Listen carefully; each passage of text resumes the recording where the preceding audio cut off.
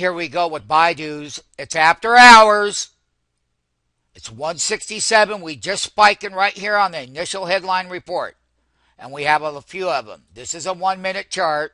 This is the BIDU printing at 165 by 167. When we take a look at that high print, BIDU had already been at that price level a couple of weeks ago.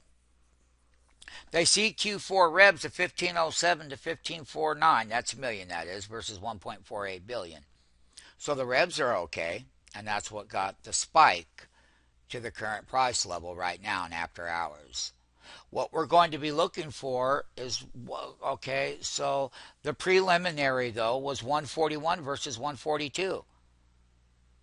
Okay, capital IQ consensus estimate on the revs was 1.45 billion versus 1.45 billion. I mean, come on. I mean, really, the headline number is $1.41 versus $1.42. That was a penny light, no matter how you look at it. And no matter how you look at that price advance right now in after hours, they keep running that stock up there to where its last older highs was on a weekly chart. Was up here at the 167. So now it made a 52-week high a minute ago, 168. It is a Google Internet type stock. It's a Chinese ADR. That's what it is. One of the things that I will caution people on is I never trust the numbers that are reported out of there. We have found in the past that they've been deceptive.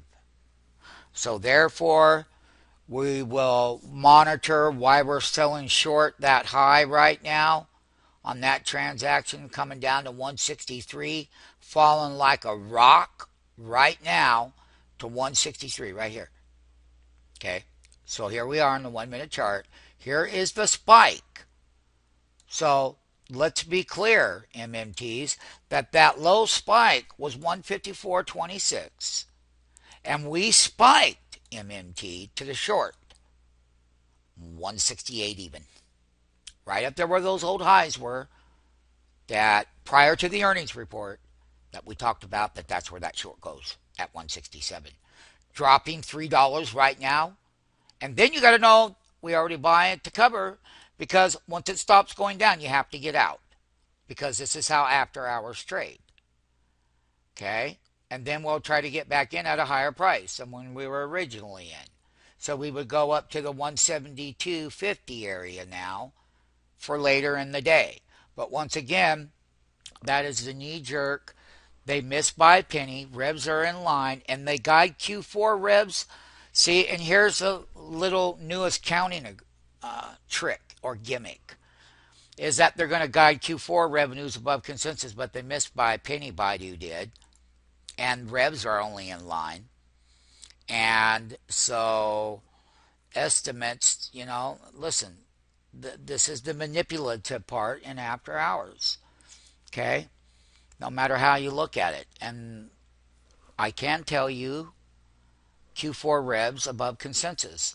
That's a knee-jerk headline that takes it back up, but nonetheless, it'll still come back down, as it did up here at 168, down to these lows of 163 here. It was a $5 reversal.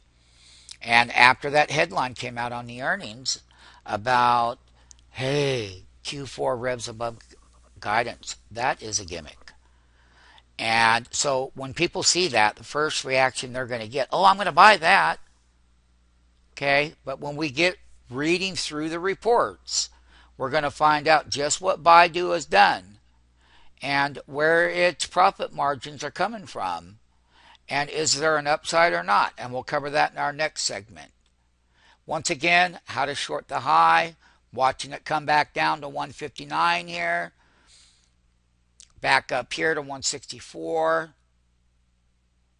That's how they trade these after hours reports, and you too can be an expert and take advantage of this when you sign up at stockmarketfunding.com.